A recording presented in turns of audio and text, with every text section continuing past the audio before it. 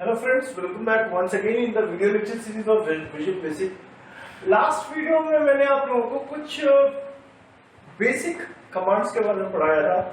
आज थोड़ा सा और इसको डीप में पढ़ते हैं। तो आज के सेशन में हम रखते हैं कि डेटा टाइप्स क्या होते हैं और डेटा टाइप्स कितने तरीके के होते हैं और सबसे पहले डेटा टाइप्स को हम लोग डिफाइन कैसे करते हैं, राइट? डिक्लेयर कैसे करते हैं, नॉट डिफाइन, हाँ डिफाइन है, डिक्लेयर कैसे करते हैं, राइट? तो इसका एक कमांड है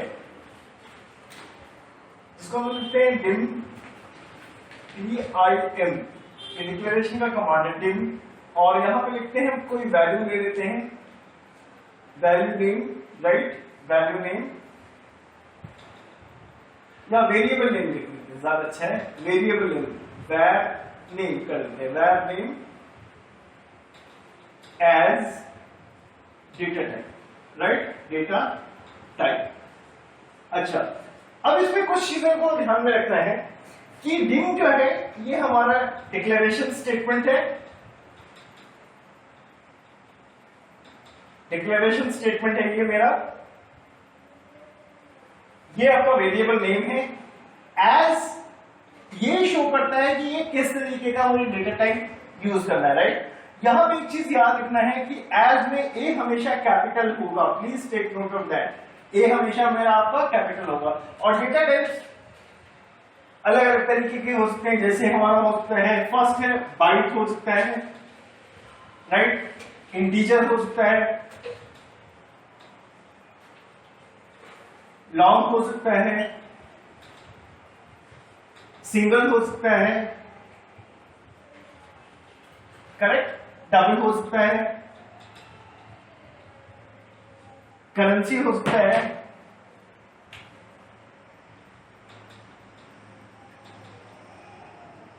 और डेसिमल हो सकता है।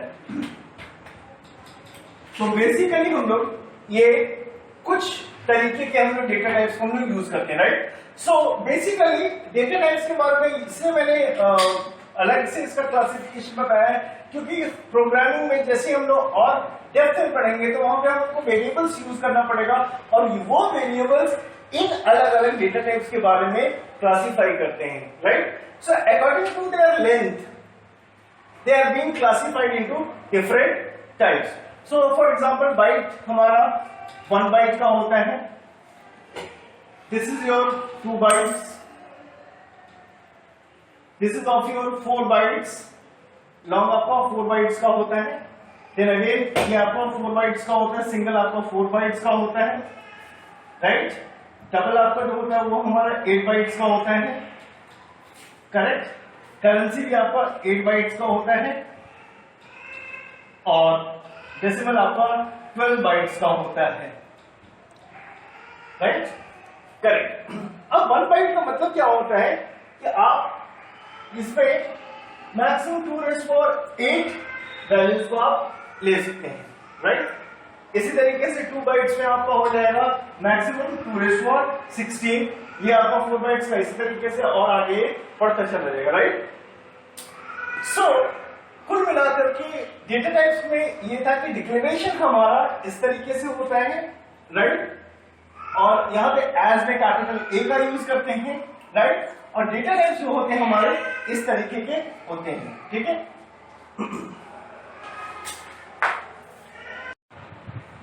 चलिए, तो डेटा टाइप्स को, डिफरेंट वेरिएबल्स को डेटा टाइप के माध्यम से कैसे हम लोग डिक्लेयर करते हैं, इसके कुछ एग्जांपल्स मैंने लिए हैं।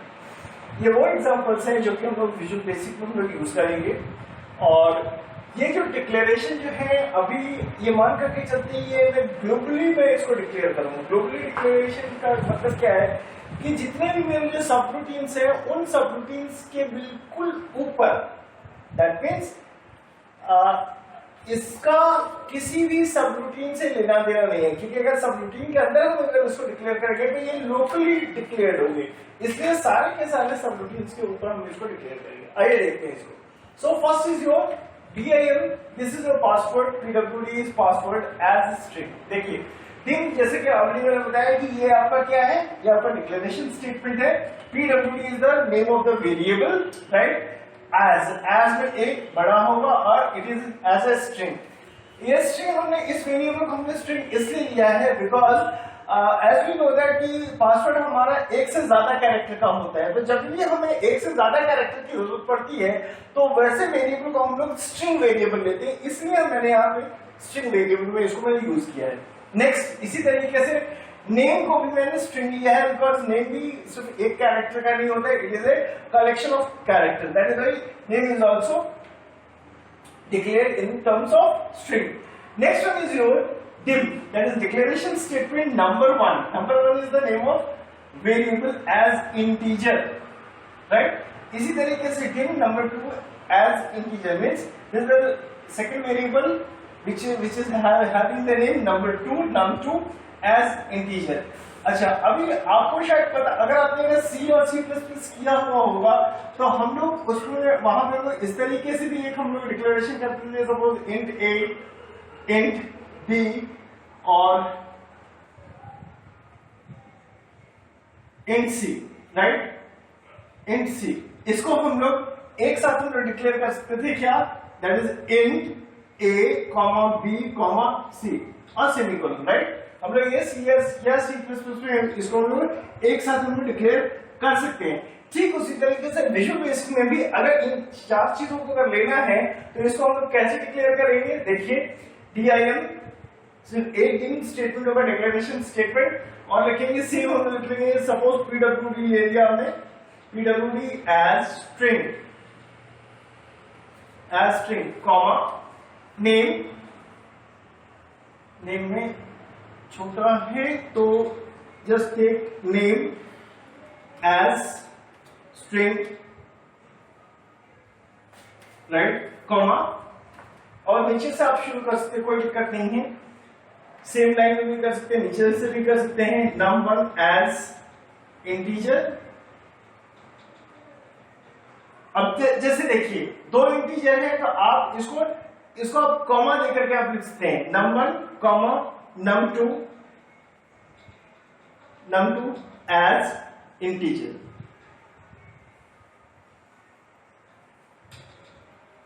राइट? इसी तरीके से स्ट्रिंग को भी आप एक साथ ले सकते हैं। सो अल्टीमेटली हम लोग क्या करेंगे? We will just save the time of the program, मतलब इस तरीके से हम एक ही बार में इन pwd as string और इसको अलग अलग ले लिए या एक बार में इस तरीके से भी हम लोग ले सकते हैं, ठीक है?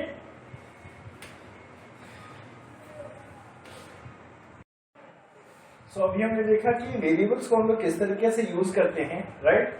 और अब देखते हैं कि वेरिएबल्स को किस तरीके से हम असाइन करते हैं। तो इसको आप असाइनमेंट स्टेटमेंट कह सकते हैं, राइट? सी में इसको हम लोग असाइनमेंट स्टेटमेंट कहते हैं। असाइनमेंट स्टेटमेंट वो स्टेटमेंट होता है जहां पे एक कांस्टेंट वैल्यू को एक वेरिएबल को असाइन किया जाता है कुछ समय के लिए, राइट? सो इसका जो फॉर्मल डेफिनेशन जो होता है वो होता है variable is equals to value और एक्सप्रेशन, राइट? सो कोई भी वैल्यू किसी वेरिएबल को असाइन हो सकता है, और वैल्यू के अलावा वैल्यू ही नहीं, एक्सप्रेशंस भी किसी भी वेरिएबल को हम लोग कुछ देर के लिए असाइन कर सकते हैं। देखिए कैसे, दीज आर सम एग्जांपल्स। पहले एग्जांपल देखते हैं, तो यहां लिखा है n इज इक्वल टू 100। देखिए ये बहुत बेसिक चीज है, मुझे पता है बहुत बेसिक चीज है, लेकिन कहीं ना कहीं प्रोग्रामिंग में आपको बहुत ज्यादा ये यूज करेगा, right? So n is equal to 100, that means 100 is the constant which has been assigned to the variable, and variable name यहां पे क्या है? Small n, correct? Okay, fine. Next है n is equals to n minus 75. That means this is the expression. This is variable and this is expression. Earlier this is a value, 100 is a value, but in the second case it is a expression, right? It is an expression, n minus 75. For that I was just mentioning the value और expression के बीच में जो difference है। Third देखिए, name is as a string, so name is bchar, right? So here in this we can also use some special symbols, यहाँ पे कोई दिक्कत नहीं, because the name is enclosed with double quotes, so we can use name is equals to b dot char, right? Next, name 2 is equals to bandhan. It's very simple, right? Name is equals to bandhan. See, लेकिन one dot visible is equals to true. मेरे last video में मैं बताता था कि ये आपका object है और ये उसकी प्रॉपर्टी और ये इसकी वैल्यू है, बिल्कुल ठीक है। लेकिन यहाँ पे आप अगर वेरिएबल्स की बात करें तो ऑब्जेक्ट डॉट प्रॉपर्टी, मैं यहां लिखता हूं ऑब्जेक्ट डॉट डॉट प्रॉपर्टी को हम लोग वेरिएबल भी मान सकते हैं, राइट?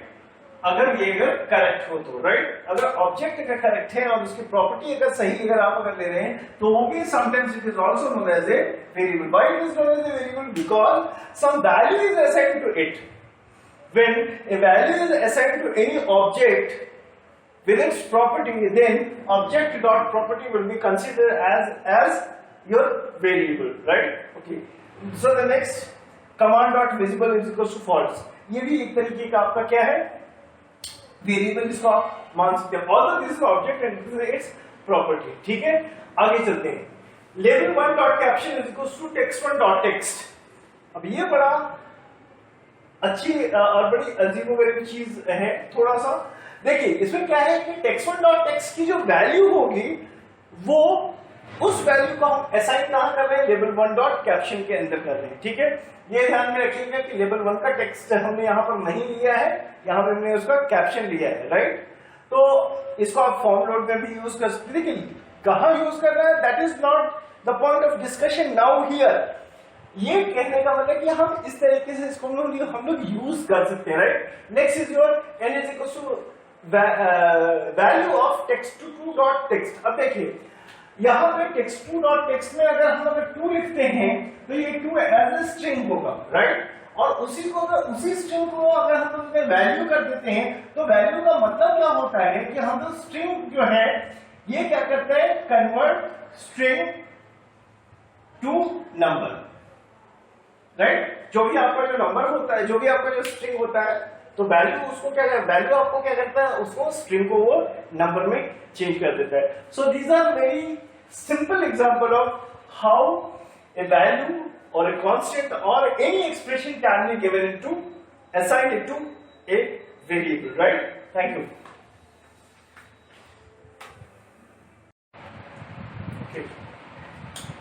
सो एक नई कोडिंग में हम लोग ये जानने की कोशिश करते हैं कि मान लीजिए कि हम लोग text1 और text2 ये दो बॉक्सेस है, textbox1 और textbox2, उसमें अगर हम लोग अगर अपने नाम को लिखते हैं फर्स्ट नेम और सेकंड नेम, तो हमारा जो फाइनल जो नेम है वो लेबल 1 में डिस्प्ले होकर के आए, कैसे, सेकंड नेम और फर्स्ट नेम से। फॉर एग्जांपल मैं एग्जांपल देता हूं, सपोज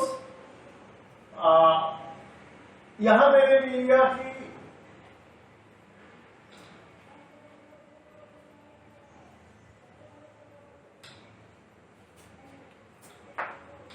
राइट, और यहां पे मैंने लिखा है B dot, right? So what I want, देखिए यहां पे मैंने टेक्स्ट बॉक्स में यहां पे मैंने डाला है लिखा है कैरम, और टेक्स्ट बॉक्स 2 में मैंने लिखा है B dot. Now what I want कि लेवल 1 में क्या आना चाहिए कि सेकंड नेम पहले आना चाहिए, दैट इज बी डॉट कैरम आना चाहिए,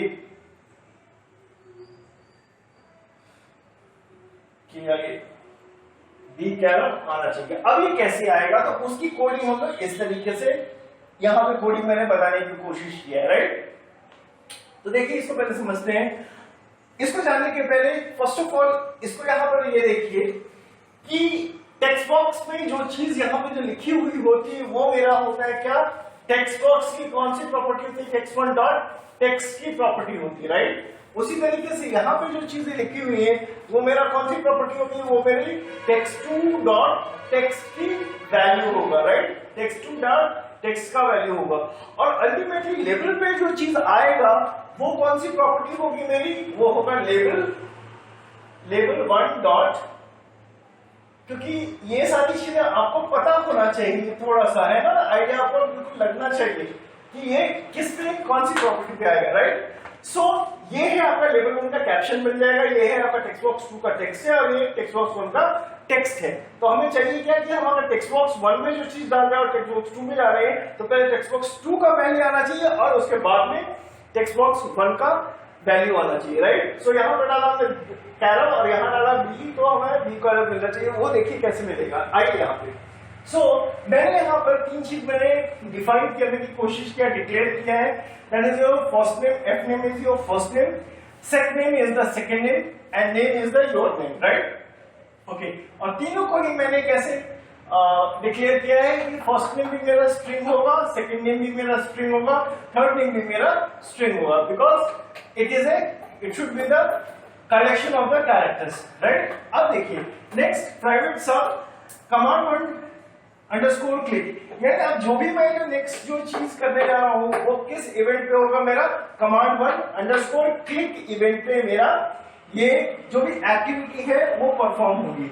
सो क्या मैंने किया यहाँ पे, text1.text की जो वैल्यू है उसको मैंने किस में स्टोर कराया है, एफ नेम में, मतलब फर्स्ट नेम में मैंने इसको स्टोर कराया, यानी क्या कैरव जो है वो कहां स्टोर हो जाएगा, एफ नेम में वो असाइन हो जाएगा, correct. Are you getting my point? Okay fine. उसी तरीके से second name is equal to text2.text, that means B की जो वैल्यू है वो कहां पे आपकी स्टोर हो जाएगी, सेकंड नेम में आपकी जाकर के स्टोर हो जाएगी, राइट। और फाइनल जो नेम हमने लिया है वो क्या लिया है, second name plus first name, यानी पहले क्या आएगा, पहले सेकंड नेम आएगा, what is my second name, second name is my B dot, और उसके बाद स्पेस देकर के ये स्पेस है और ये फर्स्ट नेम आएगा, और दोनों चीज कहां जाकर के स्टोर हो जाएगी, आपकी नेम में जाके स्टोर हो गई। यानी कि नेम में क्या स्टोर हुआ, पहले आपका सेकंड नेम क्या होगा, देखिए ध्यान से, सेकंड नेम की जगह पे है यहाँ पे बी डॉट है, बी डॉट है, और आपका फर्स्ट नेम क्या है, कैरव है, राइट, कैरव। सो आपका क्या हो जाएगा, that is the name will be having your B कैरव, right. And the same thing what, इस नेम को किसको असाइन कर देंगे, लेवल 1 डॉट कैप्शन को असाइन कर देंगे। तो जैसे हम लोग इस नेम को लेवल 1 डॉट कैप्शन को असाइन करेंगे, ऑटोमेटिकली लेवल 1 डॉट कैप्शन की जो वैल्यू होगी कमांड डॉट क्लिक पे क्या हो जाएगी, बी डॉट कैरव या बी कैरव। So slowly I think so कि आप लोगों को कोडिंग करना समझ में आ रहा होगा। यहाँ पे एक चीज ध्यान में देखने वाली चीजें हैं कि इन तीन चीजों को मैंने ग्लोबली डिफाइन किया है कि इनको आप दूसरे भी सब रूटीन्स में आप यूज कर सकते हैं। अगर आप चाहते हैं कि तीनों नेम सिर्फ इसी कमांड वन के क्लिक पे ये काम करे, तो इसको यहां से हटा करके इसको आप प्राइवेट सब आप याद बना दीजिए, प्राइवेट सब कमांड राइट डॉट क्लिक। अगर ये बना दीजिएगा तो ये चीज आपका ये क्या हो जाएगा, अब ये लोकल वेरिएबल रहेगा। पहले ये क्या था, ग्लोबल वेरिएबल, और अब क्या है, ये local variable. Thank you so much for watching this video.